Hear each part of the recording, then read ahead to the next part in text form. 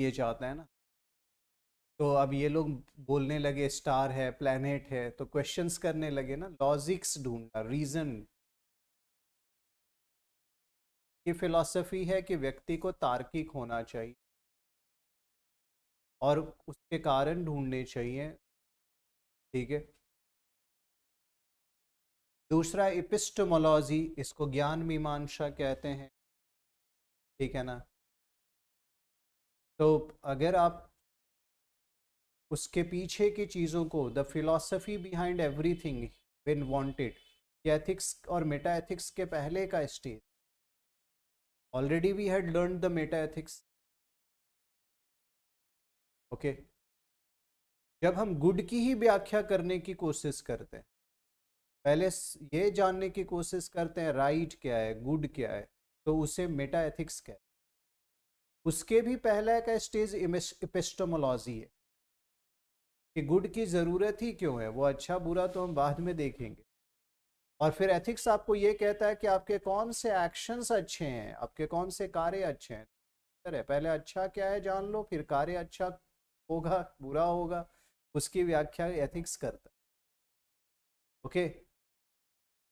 So it is theology, religion based, so he also argue over religion or religious practice.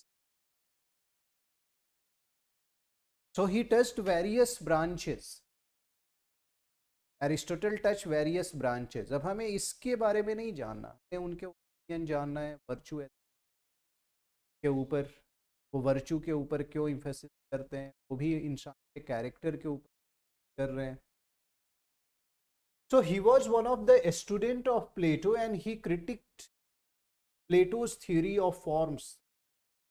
उन्होंने अपने गुरु की theories को भी criticise किया and he is also called the father in the field of logic.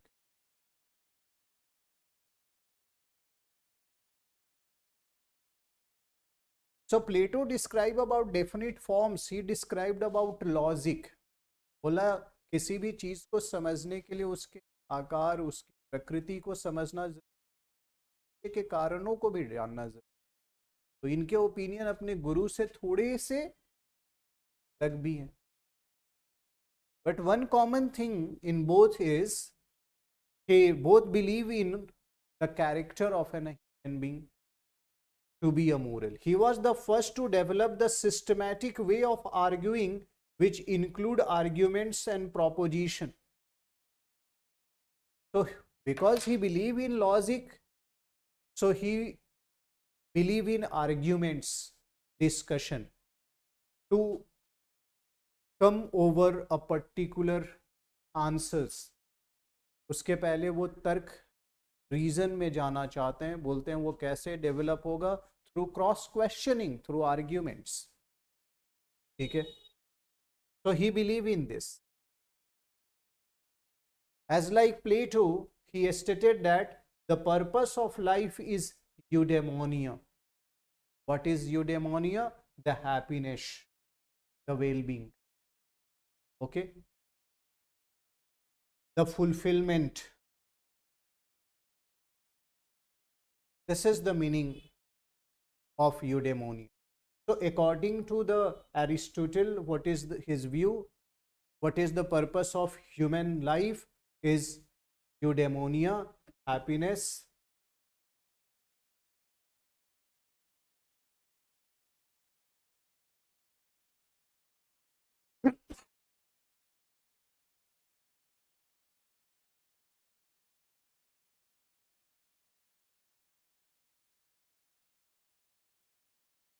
fulfillment.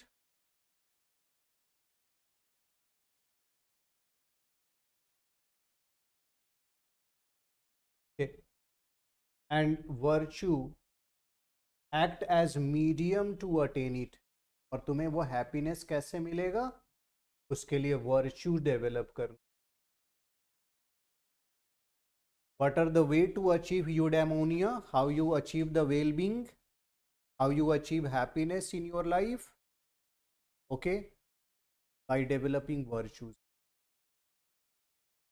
So through virtue you can attain eudaimonia.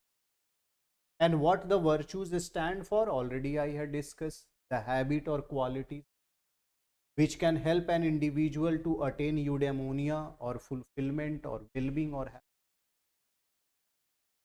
अब ये qualities कौन कौन सी ऐसी, क्योंकि प्लेटो ने कहा करेज डेवलप करो, विजडम डेवलप करो, टेम्परेंस डेवलप, जस्टिस, तब आप जस्ट पर्सन होंगे, तब आप मोरल पर्सन होंगे। एरिस्टोटल के अकॉर्डिंग क्या वर्चूज, उसे भी पढ़ेंगे। He categorized the virtue as a moral and intellectual virtues। अब यहां देखो दो वर्ड है, moral virtues and intellectual virtues, है ना। So who categorise the virtues? Aristotle character. हमने प्लेटो में नहीं कैटेगराइजेशन पढ़ा, यहां पढ़ रहे हैं।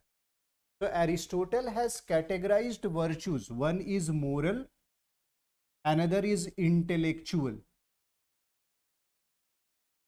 and can be practiced repeatedly doing it। और ये तभी तुम में डेवलप हो सकता है जब तुम इसका रेगुलर प्रैक्टिस करो। इन्होंने क्या कहा कि ये जो वर्च्यूज हैं वो इंसानों में कैसे डेवलप होंगे? जब इंसान रेगुलर प्रैक्टिस करेगा।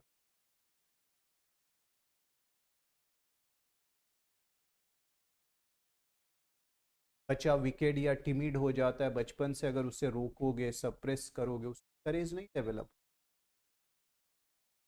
खुद डिसीजन नहीं ले पाता। बोला प्रैक्टिस करना होगा, प्रैक्टिस से ही डेवलप होगा। It must be develop through practice. Try to understand.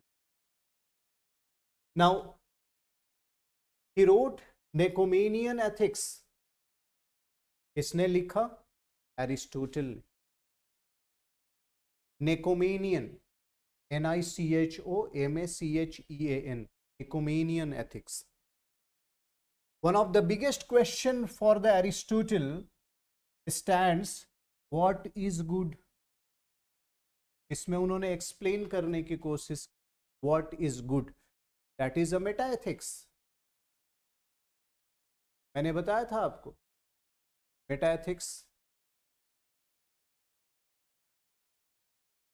In Nicomachean ethics also the Aristotle try to find out what is good। अब उसको जानने की कोशिश कर रहे हैं वो, ठीक है ना, और उसे एक्सप्लेन भी किया। इन्होंने लिखा है कि the good for humanity is to attain virtues. मानवता के लिए अच्छा क्या है? कि वो अच्छे हैबिट डेवलप करे, virtues develop, attain virtues, to become a virtuous person. अगर मानवता की रक्षा करना है, if you have to protect the humanity, person को वर्चुअस होना चाहिए, उसके लिए वर्च्यूज डेवलप करना होगा, ठीक है ना। In pursuit of this question he dwelled into the realm of virtue and practical wisdom. यानी उन्होंने फिर वर्च्यूज को एक्सप्लेन करना शुरू किया और प्रैक्टिकल विजडम को। प्रैक्टिकल विजडम के लिए he has taken the word phronesis, PHRONESIS, phronesis, PHRONESIS, phronesis, for the word practical wisdom.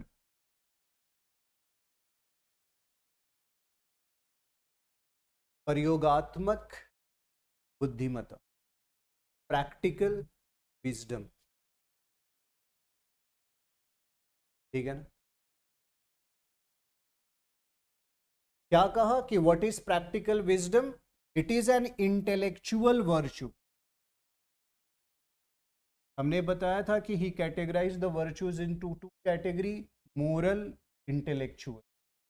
Intellectual virtues के लिए एक और वर्ड यूज करते हैं, ठीक है ना, practical wisdom.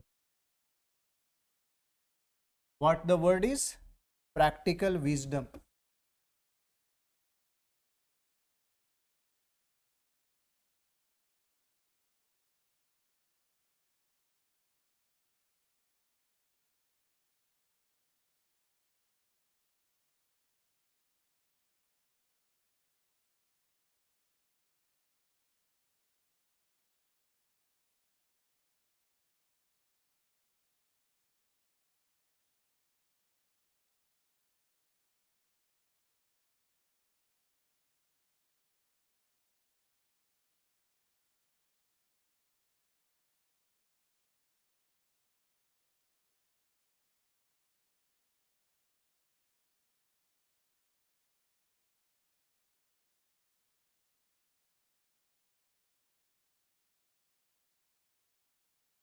Practical wisdom is an intellectual virtues.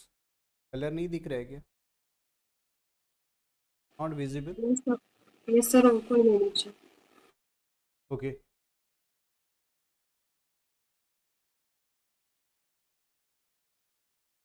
अब देखो, without developing intellectual virtues according to Aristotle, लोगों में मोरल नहीं डेवलप हो सकता।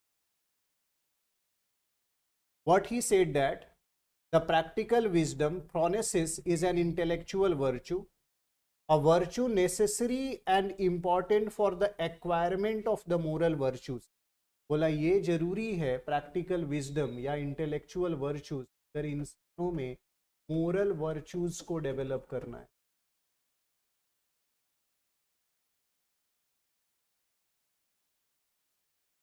अगर आपके आचरण नैतिक बनाने हैं, पहले अगर आपको इंसान नैतिक बनना है तो उसके लिए सबसे पहले क्या है? इंटेलेक्ट डेवलप करना होगा, प्रैक्टिकल विजडम डेवलप। अब ये इंटेलेक्ट या प्रैक्टिकल विजडम क्या है, इंटेलेक्चुअल वर्चूज क्या है, इसको थोड़ा समझेंगे। उसके बाद ही इंसान मोरल हो सकता है या उसके अंदर मोरल वर्चूज आ सकता है, उसके आचरण नैतिक हो सकता है। ठीक है, तो उसे समझने की कोशिश करेंगे। इनके अकॉर्डिंग एक और तरह का विजडम होता है।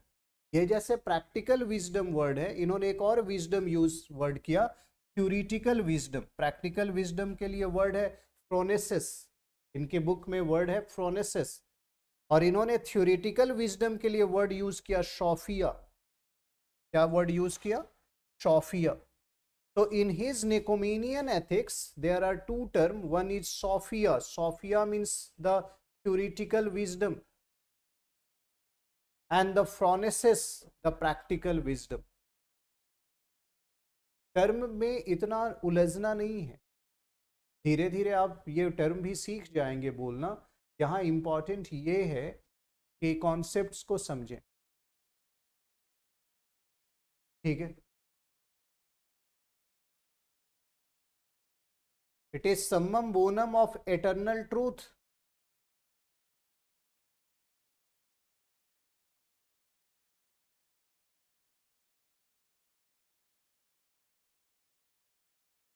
सर्वव्याप्त जो सच्चाई है हर जगह, at every circumstances, when eternal truth के पीछे जो मौलिक है वो है theoretical wisdom, sophia. But for moral virtues, if a individual has to develop the moral virtue, first he has to not develop the theoretical wisdom but the practical wisdom, उसको phronesis develop करना हो। ठीक है, so he emphasizes over the development of practical wisdom, that is phronesis, to develop the moral virtues, not the theoretical wisdom which applies behind all the truth, eternal truth। ठीक है ना, ये देखना हो।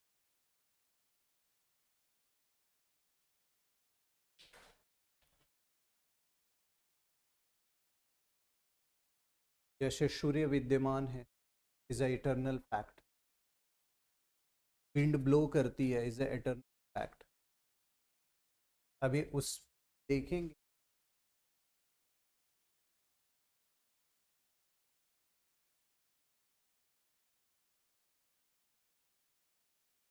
अच्छा, हम क्या ये कह सकते हैं कि गर्मी के दिन में the various people die due to loo? बोलेंगे कि ये तो सूर्य का एक्शन मोरल हो गया, इतनी गर्मी कर दिया है कि लू चल रहे हैं, लोग मर गए। Can we say that? Can we जज?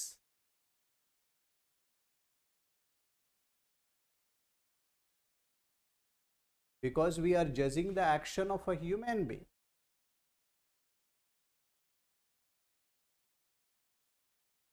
तो थ्योरेटिकल विजडम है which is behind every eternal truths, but what is required is the practical wisdom, phronesis। Once you develop it, the moral virtues develop। and once the moral virtues develop, you become virtuous person. Become virtuous person,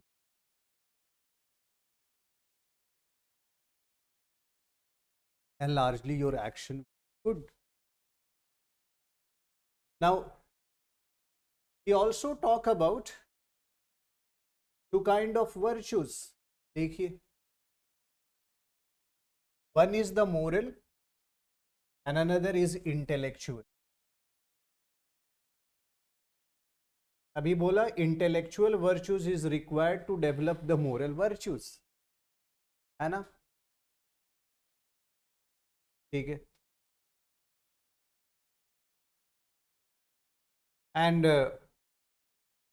he divided the Plato cardinal virtues into above way written moral virtues, जो हमने ऊपर में भी लिखा था, cardinal virtues जो पढ़ा था हमने, इसको उस कार्डिनल वर्चूज को यहाँ पर इन्होंने इस पे डिवाइड कर दिया. जैसे प्लेटो ने भी करेज की बात की. According to Aristotle, courage is also a moral virtue. तो यहाँ तो कॉमन है. और क्या कॉमन है प्लेटो से? Temperance. he also emphasized on temperance. he emphasized on यहाँ लिबरलिटी, लिबरल होना, लिबरलिटी.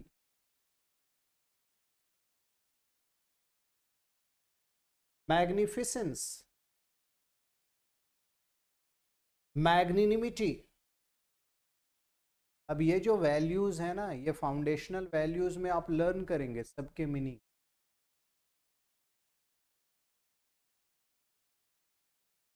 Ambition is also a moral virtue. Every person's having their own ambition in the life ना, purpose होगा ना. Truthfulness. अब केस स्टडी आता है, और केस स्टडी कुछ पढ़ोगे तो उसमें क्वेश्चंस होते हैं कि what are the underlying foundational values is given in this case. वो आपको समझना पड़ेगा कि क्या उस केस में ट्रूथफुलनेस है, उस केस में बात है, उस केस में टेम्परेंस है, केस में कॉम्पैशन है. ठीक है ना? Wittiness, righteous. कुछ लोगों ने ये पहली बार ही टर्म सुन रहे होंगे. ठीक है. Modesty, friendliness. यहां मैंने कुछ मेंशन किया. He has given lots of list. I had given few. Plato has discuss the 4 cardinal virtues, और उसी के अंदर इम्प्लिसिट वर्चूज के बारे में भी बात की. इन्होंने एक्सप्लेन किया कि what are the moral. Intellectual virtues depend on intelligence. Okay. And another aspect is, और मैंने कहा, ठीक है, आपके लिए practical wisdom is required. Practical wisdom is required to develop the moral virtues, as well as to understand the eternal truth. You required to understand theoretical wisdom. ये मैंने बात की. So this kind of virtues, if an individual having, the person become moral and ethical. That person become virtuous. ठीक है. Now let's understand. I had given an example. I had quoted 2 examples here to explain the virtue ethics. One individual X, नाम लिख देता कुछ मोहन सोहन, अब किसी का होता तो अच्छा बुरा भी लग सकता. I had mentioned X and I had mentioned Y. मान लो कि एक्स और वाई दो इंसान हैं, टू ह्यूमन बीइंग, दो लोगों के नाम है. Now x is naturally good person.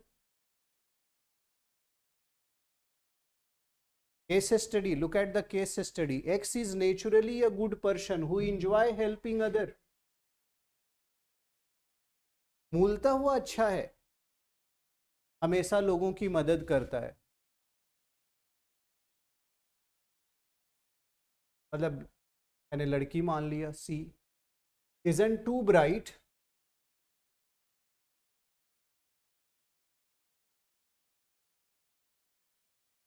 But ये भी मान लिया कि सी isn't वेरी ब्राइट, बट ये है कि naturally good person and helping others.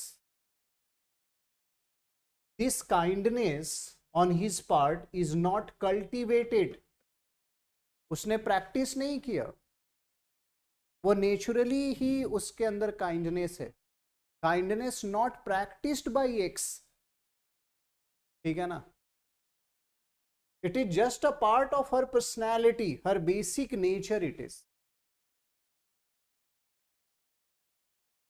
ठीक है ना. उसकी पर्सनैलिटी का हिस्सा है कि वो काइंड है, मदद करती है. उसने प्रैक्टिस से डेवलप नहीं. अभी एरिस्टोटल ने कहा था कि वर्चूज प्रैक्टिस करना पड़ता है. ठीक है.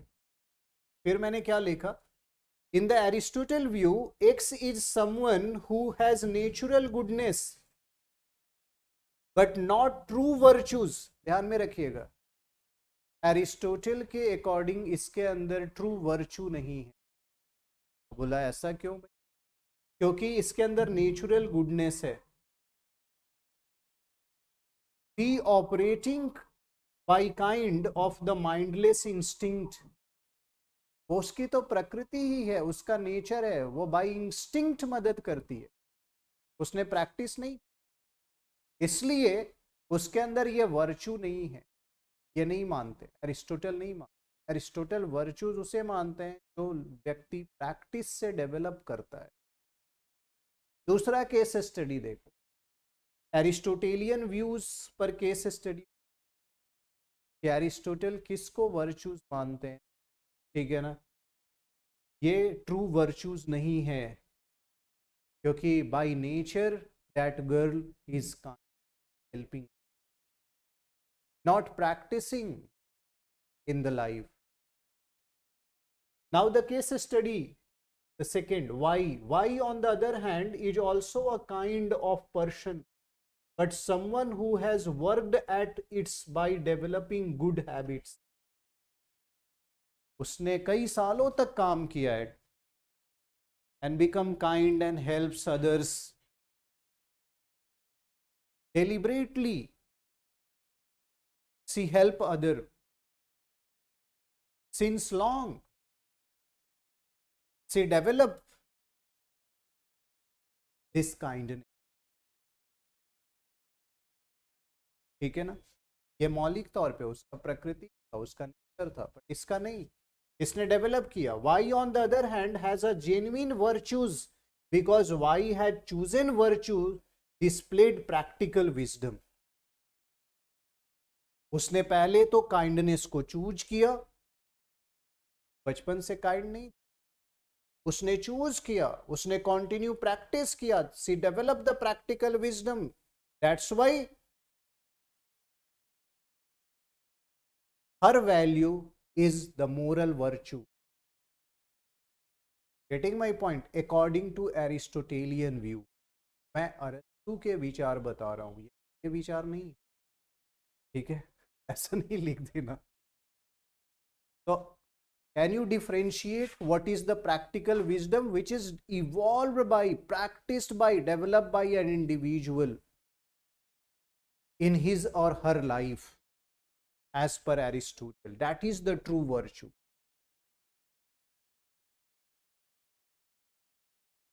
ठीक है, यहां तक कोई डाउट्स है तो पूछ लो.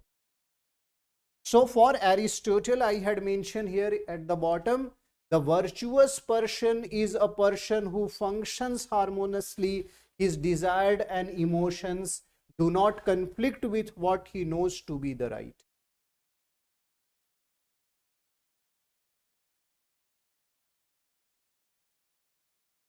So virtuous person कौन है? According to Aristotle, ऐसा persons who functions harmoniously. किसके किसके बीच में हार्मनी जो मेंटेन कर लेता है, बैलेंस क्रिएट कर लेता है? Desire and emotion, and he is not in conflict with what knows to be right. वो अपने डिजायर को कंट्रोल कर लेता है, self control.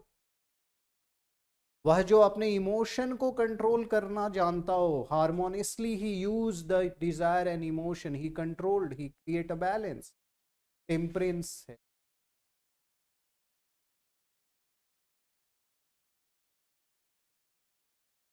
That person is virtuous as per Aristotelian idea.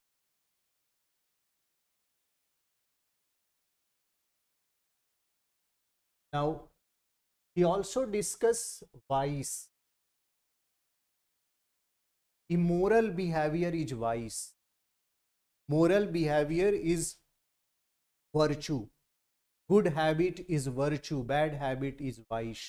So he also explained opposite of virtue, the vice. There are two kind of vice according to. दो तरीके के दोष हैं, बुराइयां हैं. क्या हैं? पहला, the vice of deficiency and the vice of excess.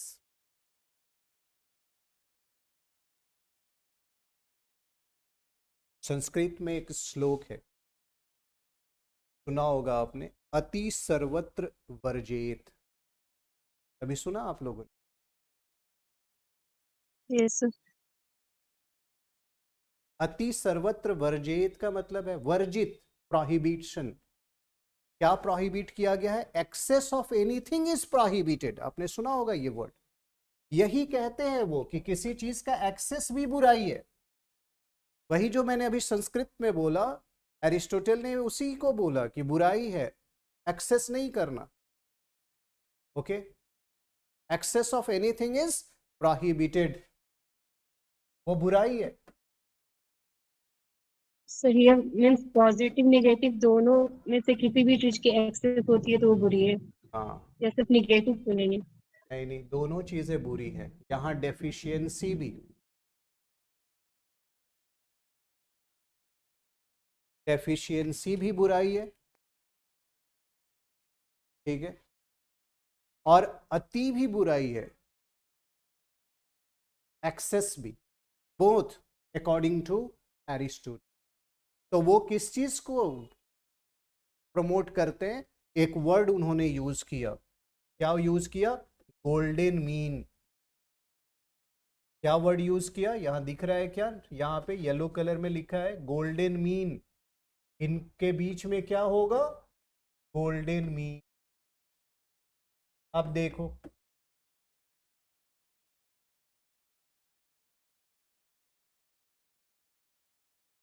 What Aristotle promote? Golden mean. उन्होंने कहा कैसे एक्ट करना चाहिए इंसान को? As a golden mean. Excess of anything should be prohibited. Deficiency of anything should be prohibited. Golden mean. अब देखो, दो वर्ड है. One is cowardice, coward person जानते हैं तो cowardice. Another is recklessness. इन दोनों के बीच में क्या होना चाहिए? Courage. Courage is a golden mean.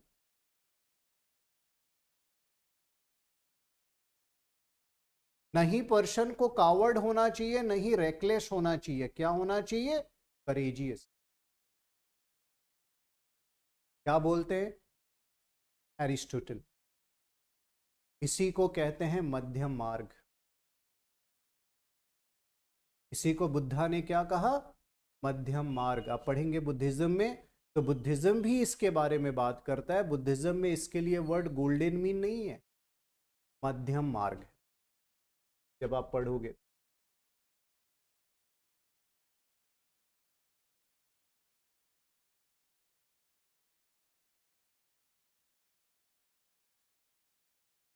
Means here the Aristotelian idea is somewhere similar to the Buddhism idea of मध्यम मार्ग, नो? वो भी मध्यम मार्ग पे चलने की बात करते हैं, ठीक है ना? तो ही has given various vice and the golden mean. उन्होंने कई वर्ड दिए, ऑपोजिट वर्ड और गोल्डन मीन। गोल्डन मीन वो कई सारे वर्ड्स हैं, मैंने एक एग्जाम्पल दिया, ठीक है ना? अब एग्जाम्पल है, देखो, एक एग्जाम्पल के थ्रू समझिए। जैसे यहां एग्जाम्पल दिया, for instance, seeing someone getting mugged, okay, if you run away in order to save yourself, that would be the deficiency of your virtue of courage. आप खुद भाग चले वहां से, it means you are a coward person.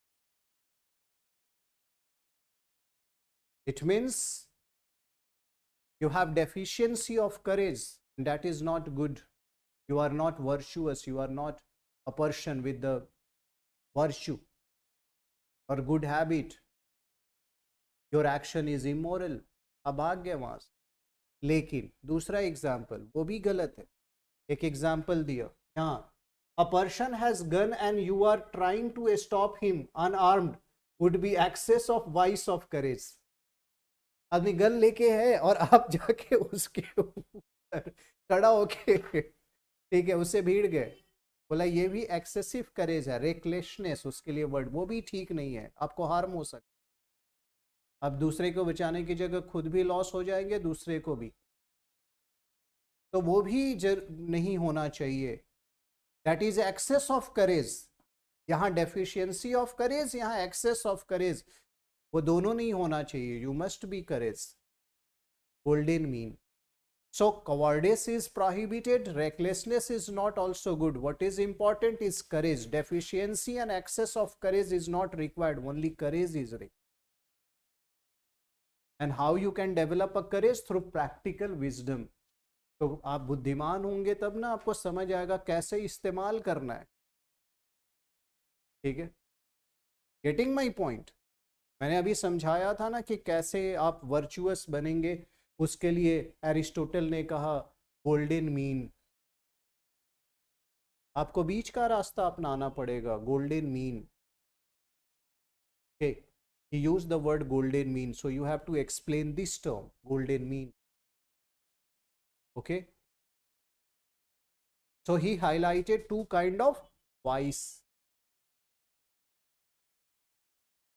यहां तक clear है, समझ में आया? So that's why I have mentioned that the virtue also act as a golden mean between two extremes. These are extremes.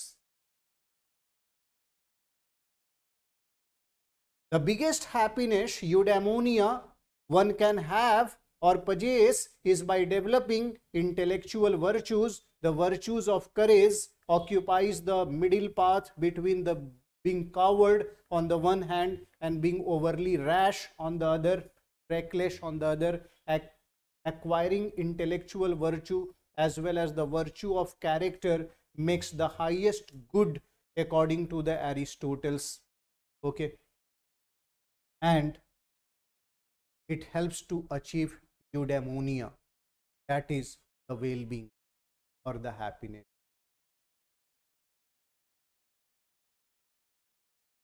Okay, yes or no? Clear? Yes, sir.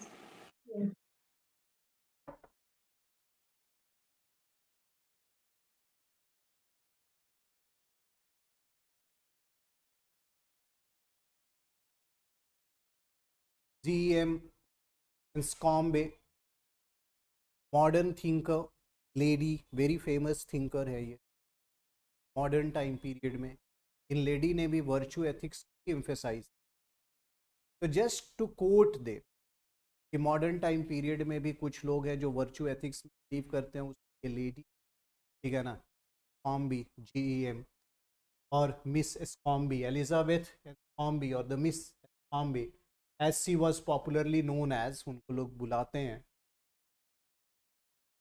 was one of the important women philosopher of the 20th century, modern time period. Okay, and she was religious believer and the virtue ethicist. ठीक है ना, तो religious believers भी हैं और साथ में virtue ethics भी बिलीव इंसान।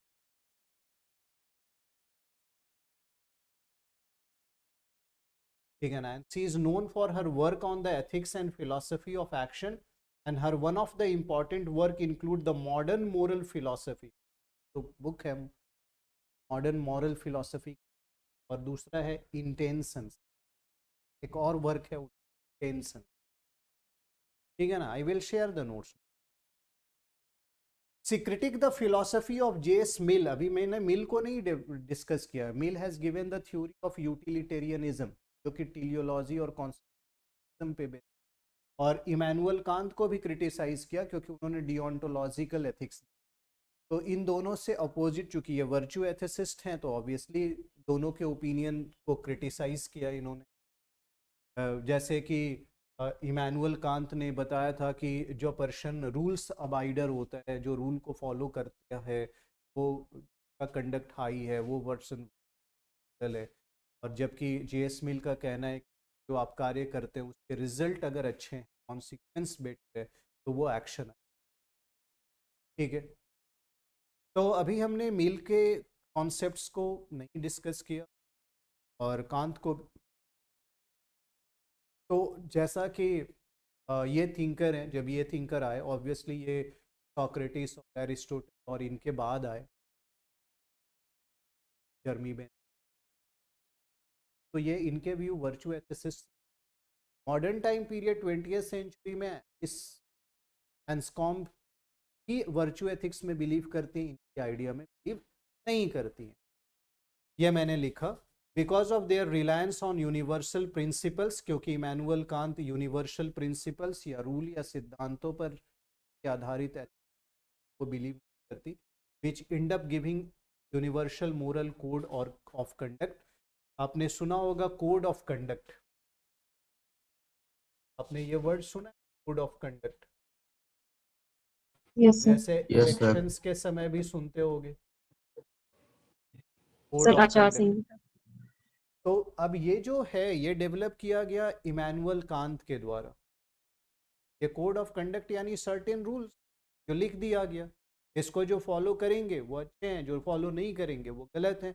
पर जो एरिस्टोटल है वो चरित्र पर ध्यान देते हैं, वो इस कोड ऑफ कंडक्ट। वही प्लेटो, वही सॉक्रेट्स, वही एंस्कॉम्ब की हैं, ये भी व्यक्ति के चरित्र पर, उसके वर्चूज पे ध्यान देती है, उसके हैबिट पर का इम्फेसिस बेहतर होना। ठीक है ना, वो कोड ऑफ कंडक्ट्स पे, एक्शन पे नहीं दे, वो हम लोग बाद में इस। ठीक है, तो ही emphasized that moral philosopher needs to reassess the concept of intention because moral action depend on intention ना। हमने क्या बताया था कि moral action depend on agent intention है। ठीक है, अब देखो इंटरेस्टिंग फैक्टर क्या है, एजेंट पर निर्भर करता है। एजेंट के कैरेक्टर को ले लिया एरिस्टोटल ने, प्लेटो ने। ठीक है, रूल्स और कंडक्ट को ले लिया इमैनुअल कांत ने, इंड कॉन्सिक्वेंसेस रिजल्ट को ले लिया J.S. मिल, जर्मी बेन। अभी आप देखिए मोरल एक्शन के तीन पहलुओं को देखिएगा, अलग अलग थिंकर्स अलग अलग पहलुओं पे चर्चा करते हैं। ठीक है ना, वो आपको धीरे धीरे समझ आ जाएगा। When you go through the entire theory then you able to understand.